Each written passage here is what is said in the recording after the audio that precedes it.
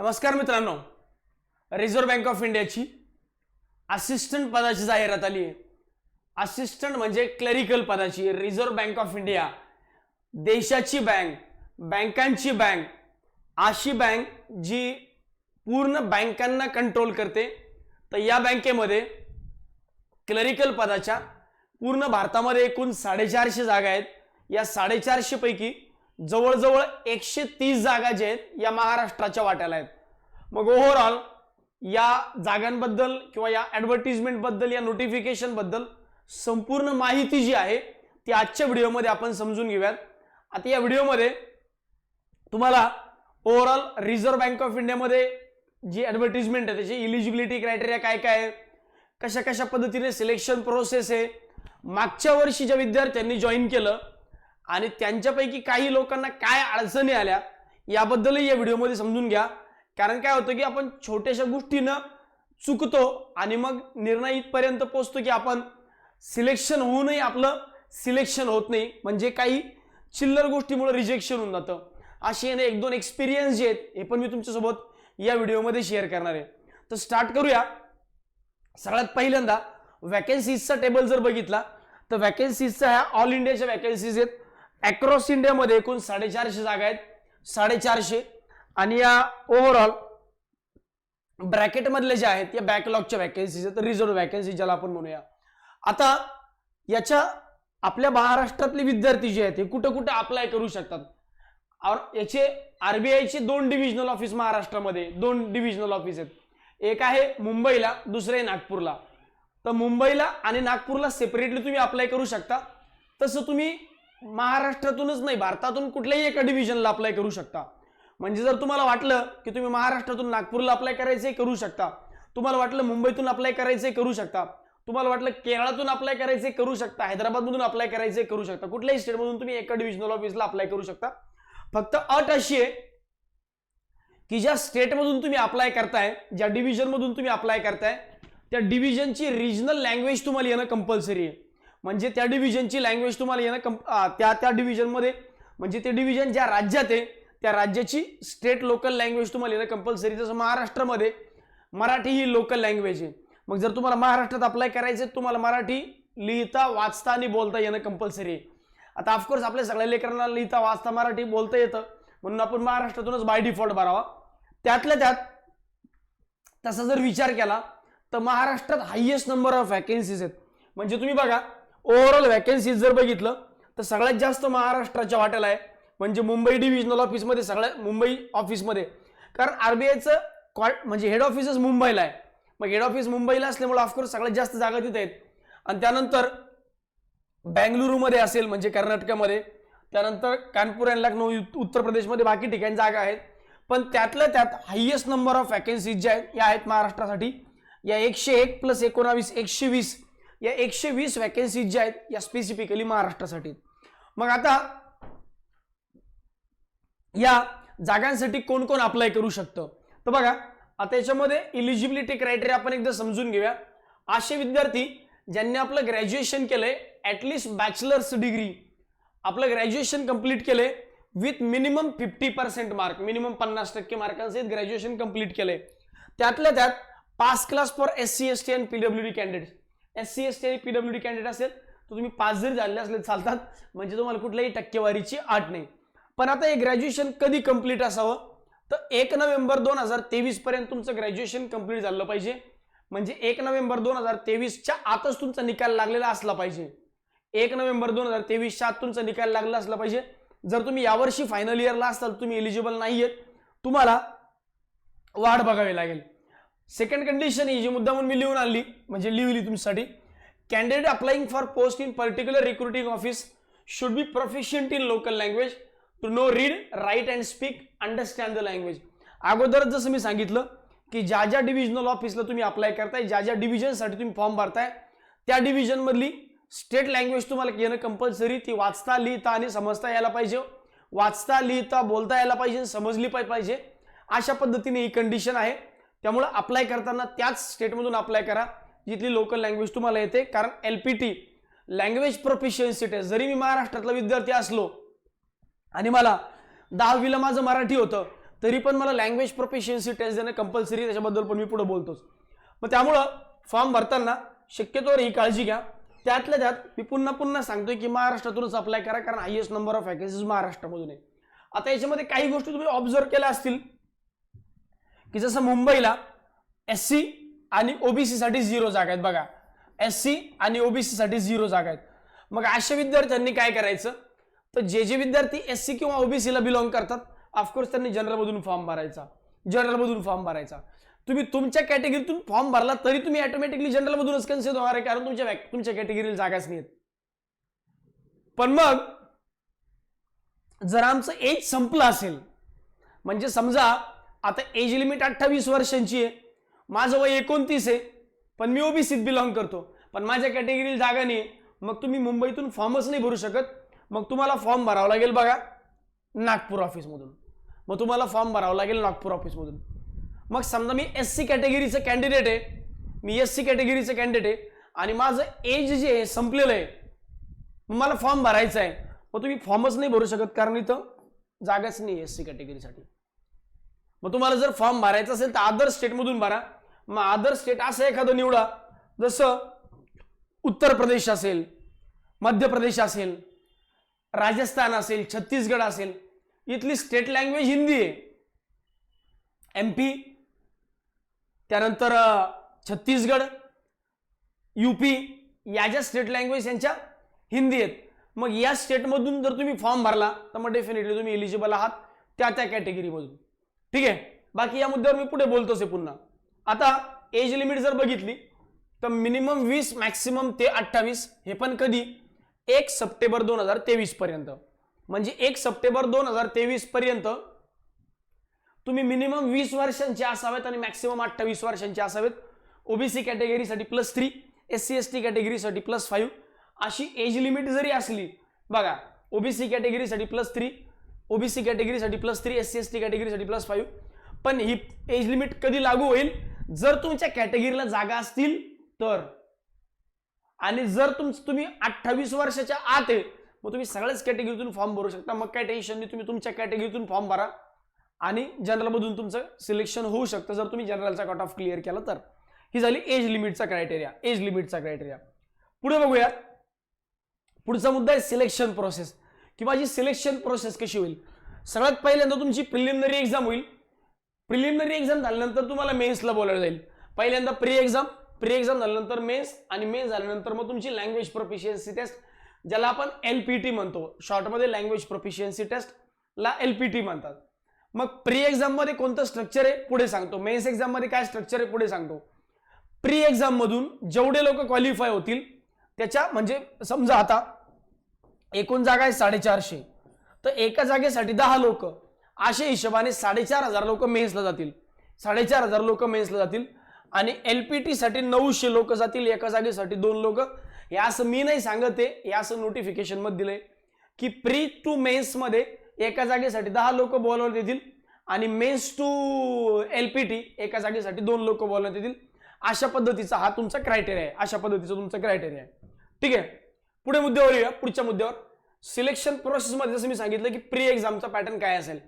जसं आपला IBPS clerk आहे, IBPS PO आहे, IBPS SBI क्लर्क आहे, SBI PO आहे, सेम टू सेम प्रीचा पॅटर्न तसा असतो की 30 क्वेश्चन इंग्लिशचे 30 मार्काला, रिजनिंग आणि क्वांट 35 क्वेश्चन 35 मार्काला, 20-20 मिनिटांचा टाइम, 100 क्वेश्चन 100 मार्क, 20-20 मिनिटांचा टाइम, 100 क्वेश्चन 100 मार्क. मागच्या वर्षी 2021 मध्ये जाहिरात आली होती, 2022 मध्ये रिक्रुटमेंट प्रोसेस संपली. त्यावेळेस क्रायटेरिया म्हणजे त्यावेळेस कट ऑफ काय लागले होते प्रीचे, तर SC कॅटेगरीचा मुंबईचा कट ऑफ दिला नाही, कारण SC कॅटेगरीला मागच्या वेळेस पण मुंबईत जागा नव्हती. नागपूरचा SC कॅटेगरीचा कट ऑफ 100 पैकी 84 होता. हे जे कट ऑफ आहे ते कॉलम असे आहेत बघा, SC ST OBC EWS आणि जनरल असा कट ऑफ होता. मागच्या वेळेस मुंबईमध्ये SC आणि OBC ला जागा नव्हती म्हणून कट ऑफ दिलेली आहेत. ST कॅटेगरीचा कट ऑफ 100 पैकी 70 होता, EWS चा 82 आणि जनरलचा 85.25. पेपरची डिफिकल्टी लेवल एवढी चिल्लर असते की 80-85 मार्क मिळणं सहज कोणालाही सोपं होऊन जातं. कारण म्हणायला जरी RBI असलं तरी IBPS क्लर्क पेक्षा यांचा पेपर खूप सोपा असतो. त्यामुळे डिफिकल्टी लेवल इझी असल्यामुळं इझिली मुलं पास होऊन जातात. बरं, हा आता जागा कमी असल्यामुळे नंबर ऑफ कॅन्डिडेट कमी घेणार, नंबर ऑफ कॅन्डिडेट कमी घेतल्यामुळं तो एक मॅटर आहे, पण एक्झामची डिफिकल्टी लेवल खूप इझी असते.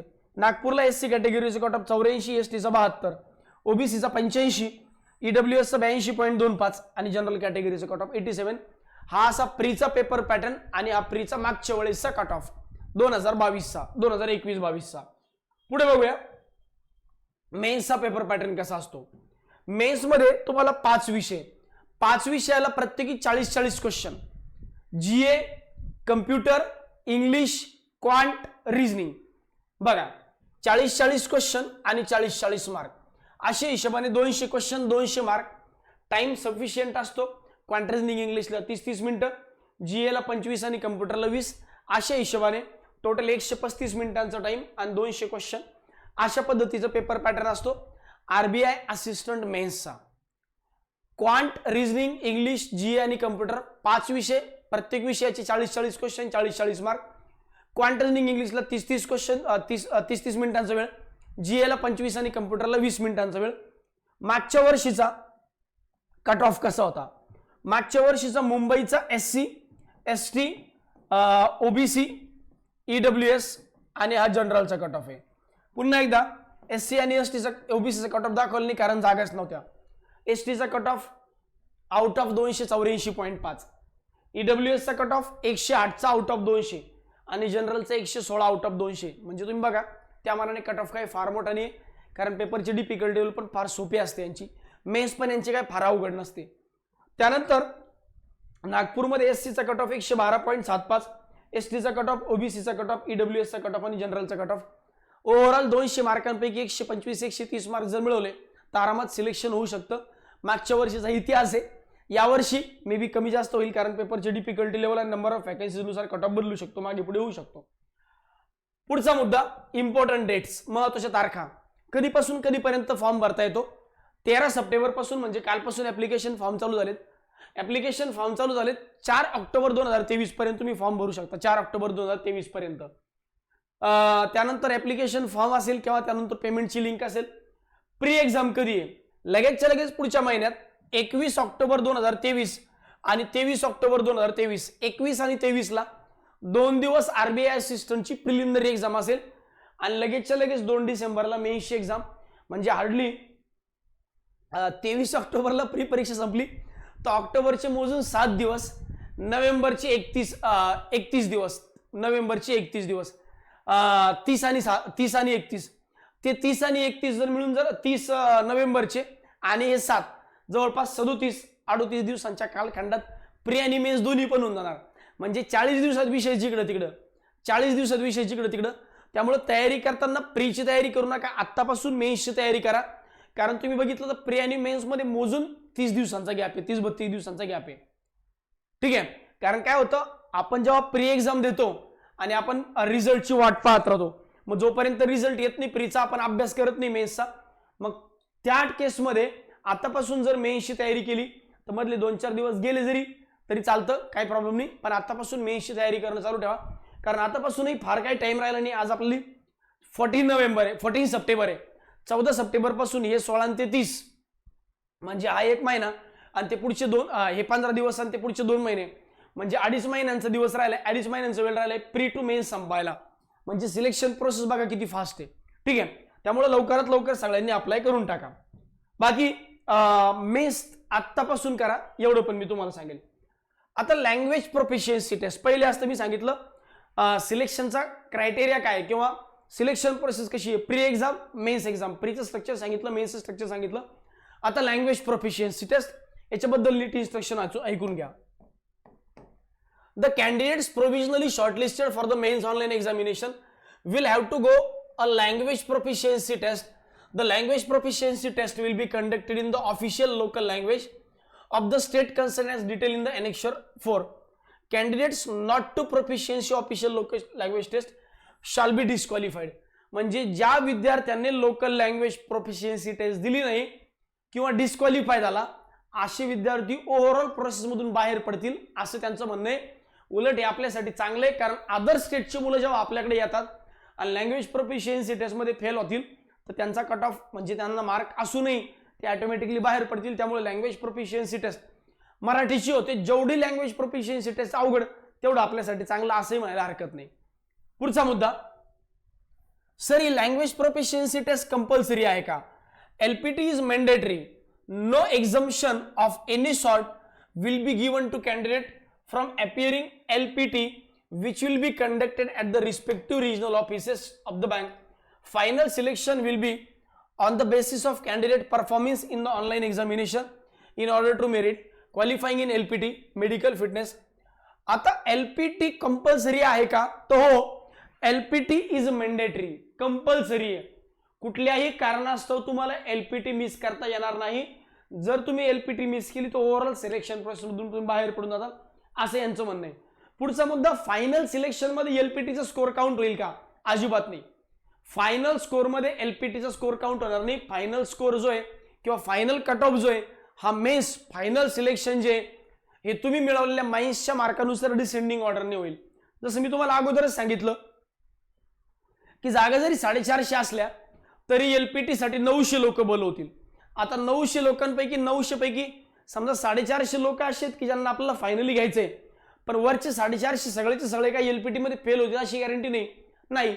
मग समजा 600 लोक जर LPT मध्ये पास झाले, 300 फेल झाले, तर 600 लोकांना डिसेंडिंग ऑर्डरने लावतील आणि डिसेंडिंग ऑर्डरने ज्याचे मार्क जास्त असे वरचे 450 लोक घेऊन जातील. मग ते 150 लोक LPT पास झाले तरी पण ते घेतले जाणार नाहीत, कारण फायनली सिलेक्शन हे मेन्सच्या मार्कांवर होणार आहे. बाकी मेडिकल फिटनेस असेल, डॉक्युमेंट व्हेरिफिकेशन असेल, हा पुढचा मुद्दा आलाच, याच्याबद्दल वेगळं सांगायला नको. ठीक आहे, तर LPTचा मुद्दाही मोस्टली सगळ्यांना क्लिअर झाला असावा. आता पुढचा मुद्दा येतो कॉमन डाऊट्स, की आमचे जे डाऊट्स आहेत ते सांगा, त्याच्याबद्दल थोडंसं बोला. जसं यामधल्या 2 दिवसामध्ये कंटिन्युअसली मुलांचे कॉल पण यायला लागले या रिगार्डिंग मध्ये, याच्या रिगार्डिंग मुलांचे कॉल्स यायला लागले. आता मुलांचा पहिला मुद्दा काय होता की मुंबई ऑफिसला आणि नागपूर ऑफिसला SCची जागा नाही आहेत, त्यानंतर ओबीसीच्या मुंबईला नाही आहेत पण नागपूरला आहे. मग जर आमच्या कॅटेगरीच्या जागा नसतील तर आम्ही काय करावं? बघा, मुंबई ऑफिसला SC आणि ओबीसीच्या काहीच वॅकन्सी नाही, 0 आहे, आणि नागपूरला SCच्या 0 वॅकन्सीज, SC कॅटेगरीच्या 0 वॅकन्सीज आहेत. मग अशा केसमध्ये या विद्यार्थ्यांनी काय करावं? तर या विद्यार्थ्यांनी जनरल मधून अप्लाय करावं. म्हणजे हे विद्यार्थी जनरल मधून अप्लाय करू शकतात. आता जनरल मधून अप्लाय केलं तर तुम्हाला कट ऑफ जनरलचा क्वालिफाय करावं लागेल, तुमच्या कॅटेगरीचा स्पेशल कट ऑफ लागणार नाही. मग आता जसं तुम्ही बघितलं की SC आणि ओबीसीचे कट ऑफ काहीच दिलेले नव्हते, त्याच्या मागचं कारण असं होतं की त्या कॅटेगरीला जागाच नव्हतं. त्या कॅटेगरीचे कट ऑफ तुम्हाला कुठला क्वालिफाय करावं लागेल? जनरलचा. बर, जर माझ्या वॅकन्सीज मुंबईत नाहीयेत तर मी अदर स्टेटमधून फॉर्म भरू शकतो का? तर मी अगोदरच सांगितलं हो, त्या केसमध्ये तुम्ही अदर स्टेटमध्ये फॉर्म भरू शकता. डेफिनेटली तो अदर स्टेटमधून तुम्ही फॉर्म भरला पाहिजे जर तुम्हाला तिकडची लोकल लँग्वेज येत असेल तर. मग आता एखादा ओबीसी कॅटेगरीचा कॅन्डिडेट आहे, अगोदर पण मी सांगितलं या संदर्भात, मुळात त्याचं वयच 31 वर्ष आहे, 30 इयर्स आहे, 30 इयर्स. मग तो काय महाराष्ट्रातून फॉर्म भरू शकणार नाही, कारण त्याच्या कॅटेगरीला एज नाही, एज रिलॅक्सेशन आहे पण जागा नाहीये. मग जर त्याने जनरल मधून फॉर्म भरला, त्याचं वय 28च्या आत असावं, मग त्याला महाराष्ट्रातून फॉर्म भरता येईल का? तर ऑफकोर्स नाही. मग त्याला काय करावं लागेल? त्याला एकमेव पर्याय उरतो, जिथून त्याच्या कॅटेगरीची जागा आहे त्या रिजन मधून फॉर्म भरावा, त्या डिव्हिजन मधून फॉर्म भरावा.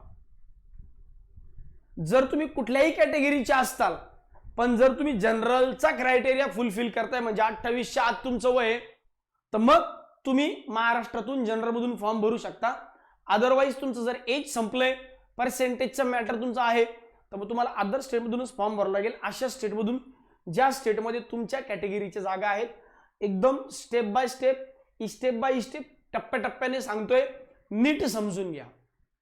ठीक आहे, पुढचा मुद्दा एक कॅटेगरी सर्टिफिकेटचा मुद्दा आहे. बघा, कॅटेगरी सर्टिफिकेटचा. आता हा 2 नंबरचा मुद्दा समजून घेताना अगोदर पुढच्या स्लाइडवर येतो, मग मागे येतो. यांचं म्हणणं काय बघा, disclaimer, benefits of reservation under EWS, म्हणजे ईडब्ल्यूएस चे जे विद्यार्थी आहेत त्यांना ईडब्ल्यूएस चं बेनिफिट कधी घेता येईल, जेव्हा तुम्ही इन्कम अँड ऍसेट सर्टिफिकेट देताल 2022-23 आणि 2023-24 एक certificate, income and asset certificate, जे तुमचं 4 ऑक्टोबर 2023 अगोदर काढलेलं असावं. 2 विद्यार्थी आपल्या क्लासचे जुने 2 विद्यार्थी. आता झालं असं की त्यांनी फॉर्म भरला ओबीसी मधून आणि त्याही वेळेस असाच नियम होता की तुम्हाला सर्टिफिकेट जे आहे हे फॉर्म भरण्याच्या अगोदरच्या डेटचं काढलेलं असावं. आता नॉर्मली आयबीपीएसचा नियम काय की नंतर काढलं तरी चालतं, पण ओबीसीचा याचा आरबीआयचा नियम असा आहे की तुम्हाला फॉर्म भरायच्या अगोदरचं सर्टिफिकेट असावं. मग त्या मुलांनी काय काढलं नव्हतं, मग फॉर्म भरला, फॉर्म भरल्यानंतर सर्टिफिकेट नाहीये. मग काय झालं की फॉर्म भरल्यानंतर सर्टिफिकेट नाहीये, आरबीआयचं जेव्हा डॉक्युमेंट व्हेरिफिकेशन झालं तेव्हा आरबीआयने सांगितलं की बाबा फॉर्म भरण्याच्या अगोदरचं सर्टिफिकेट आण, कारण आम्ही नोटिफिकेशन मध्ये तसं दिलंय. ते तुम्ही ऑब्जेक्शन पण नाही घेऊ शकत कारण नोटिफिकेशन मध्ये तसं दिलंय. आणि मग त्यांच्याकडे ते नव्हतं, एवढ्या एका कारणामुळे त्याचं सिलेक्शन झालेलं राहून गेलं. चांगले मार्क्स, डेफिनेटली फायनल सिलेक्शन, पण झालेलं सिलेक्शन कॅन्सल झालं. रिझन बिंग, छोटीशी गोष्ट आहे, सर्टिफिकेट कधी काढायचं, आज काढायचंय, उद्या काढायचंय, परवा काढायचंय. 4 ऑक्टोबरच्या अगोदर जर सर्टिफिकेट भेटत नसेल तर फॉर्म भरूच नका. 4 ऑक्टोबर 2023च्या अगोदर सर्टिफिकेट भेटत नसेल तर तुमच्या कॅटेगरीतून फॉर्म भरू नका, जनरल मधून फॉर्म भरा. असं मी नाही म्हणत आहे, असं त्यांचं म्हणणं आहे. Such EWS candidate should apply under general category only.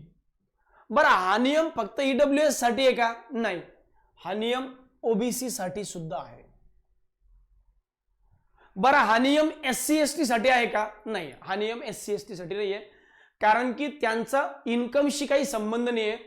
EWS आणि ओबीसीला आर्थिक दृष्ट्या आरक्षण आहे, आर्थिक निकषावर आरक्षण आहे. एससी एसटीला सामाजिक गोष्टीवर आरक्षण आहे.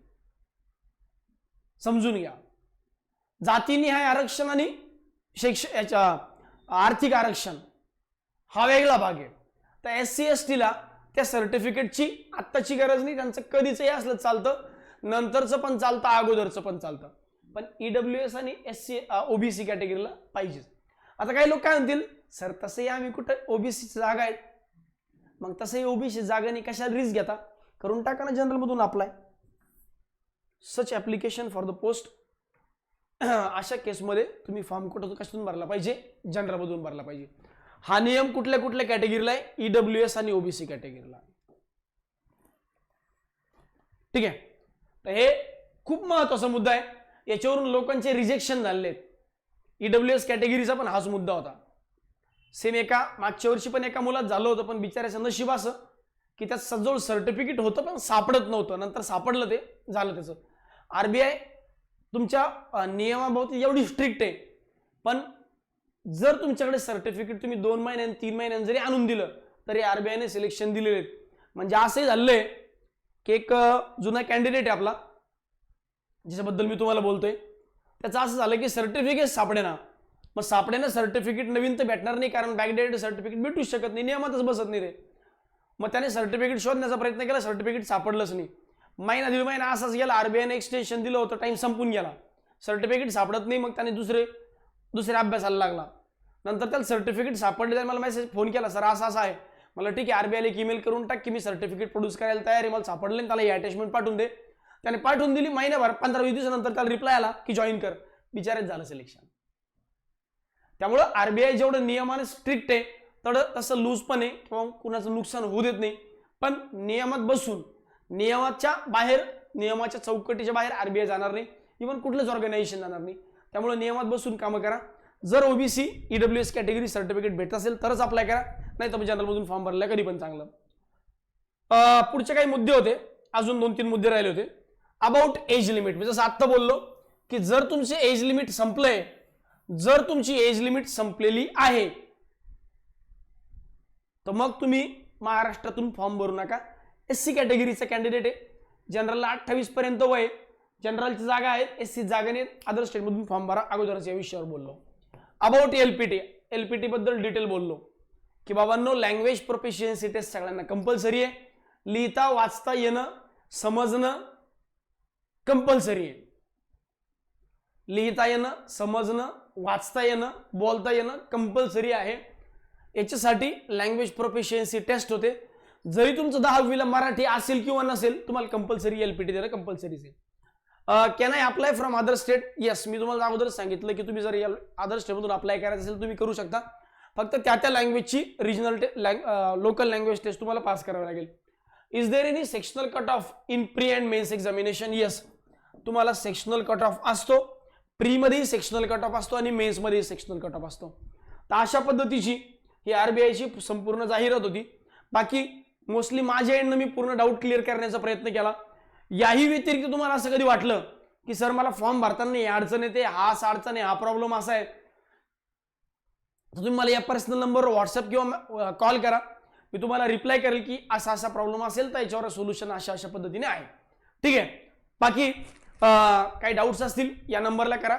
याच्या कमेंट बॉक्समध्ये लिहा. या कमेंट बॉक्समध्ये पण तुम्ही तुमचे डाऊट्स असतील लिहू शकता. त्याच्यावर पण आम्ही डेफिनेटली रिप्लाय करू. ठीक आहे. चलो, all the best to all of you. पुढचा मुद्दा study plan. Study plan regular आपली मेंटरशिप सेशन अटेंड करणं चालू ठेवा. उद्या सुद्धा म्हणजे 15 तारखेला संध्याकाळी 6:30 वाजता आपलं मेंटरशिप सेशन आहे. ते मेंटरशिप सेशन रेग्युलरली अटेंड करणं चालू ठेवा. त्याच्या आणि याच्या माध्यमातून टप्प्याटप्प्याने सगळे सेशन आणि सगळे स्टडी प्लॅन जे आहेत हे आरबीआयचे पण आपण कंप्लीट करून देऊ. ठीक आहे. चलो, thank you very much and bye bye.